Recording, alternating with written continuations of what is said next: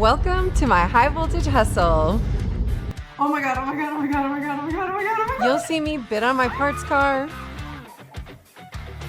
Woo-hoo! And you'll see this gorgeous mini truck come alive. Well, before you start tearing it apart, stop. I'm Bailey.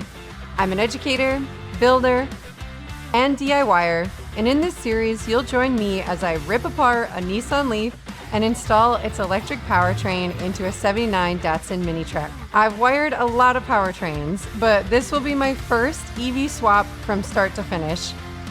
Come watch me learn as I go and laugh at my mistakes. So plug in, grab some popcorn, and join the hustle.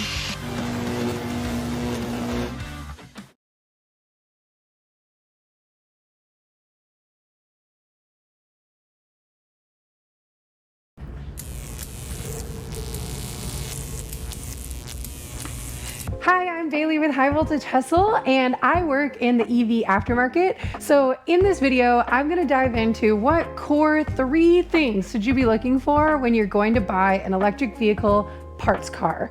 Let's dig into it. The first thing to look for is you wanna find an electric vehicle that has been on the market for a while. Consistency is key. You wanna find an OEM who has been manufacturing this electric vehicle for years. You want to make sure that when they have been manufacturing them, that they've been consistently the same product year after year. I'm looking at you, Tesla. So, for example, the reason that we want to do this is we want the parts for the vehicle to be readily available. I've seen videos where, like on a Tesla, the low voltage battery says that it's a 12 volt battery right on it, but it's actually a 16 volt battery. I've seen Teslas where they have changed to NMC instead of LFP batteries just based on the different factories that you might have had the car produced from. So you want to find a vehicle that's had really consistent manufacturing standards and has been produced in multiple regions around the world. It's not going to be easy to find a weird ass Mitsubishi electric vehicle here in North America, just like it's really hard to find a BYD. You want to find a vehicle that's readily available in your region so that you can make sure that there's parts available for you too. Because if I dig into this vehicle and I find out that I maybe need a new connector plug or something that got damaged while it was totaled, I want to be able to find those parts easily.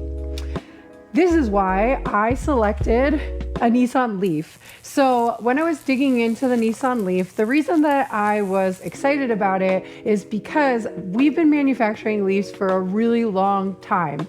At least in the EV market kind of work. So it's been around for a long time. It's been mass produced in many different places. And whether you get it in Japan or you get it in North America, the parts that are in Gen 1 or in Gen 2 are similar as long as you get the trim correct. The second thing to look for in your aftermarket EV parts car is you want to find an aftermarket company who's already done the hard part of breaking into the software and into the computer. Because I don't know about you, but a lot of people who like to work with their hands aren't necessarily good at programming. So sniffing CAN, breaking into the software, convincing the software to work with other products, that can be really challenging. So the reason that I'm going with the Nissan Leaf is because thank you, Resolve. They've already made a controller that I can just mate with this and my new vehicle so that I don't even have to do that much when it comes to the smart side of things.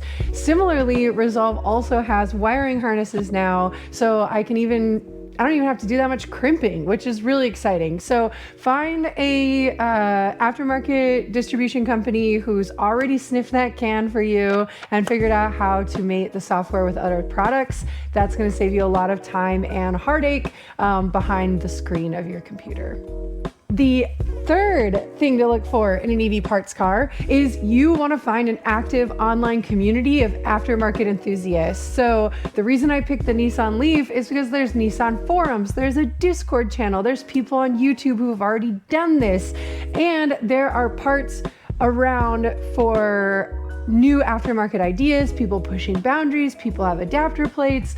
Some of those things are already around where I can reach out, get pro bono help from the Leaf community online or the Facebook group, and they'll give me some advice. They'll send me to a video to watch, or even just reply to my questions right on the forum. So I like that there's already an online community around, or kind of a cult following around the Nissan Leaf. And I think that's going to come in a lot of handy when being so young in this industry, there aren't a lot of the right answers to do things yet. There is no manual. There's just what else have other people fucked up. So I'm excited to see that there's a few people who have fucked up before me so that I can learn from their expensive mistakes.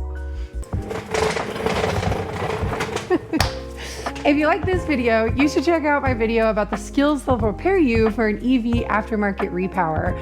You'll look into why do we care about Ohm's Law, what tools do I need to keep myself safe, and other things that I think will be value to you as you tear apart your first electric vehicle. Oh, I have no power. Not at all. Might have a dead battery. Okay, new development. I think that when I pulled it in to the lift 2 days ago, I think I might have left it on, because now it seems like the 12 volt is dead. And I wouldn't even fit my shop with tools yet, so I don't even have my multimeter here to test it. But I have absolutely no controls at all. So my, using that troubleshooting mindset, I think I probably at least left 12 volt on for 2 days, and now it's dead because it wasn't dead 2 days ago.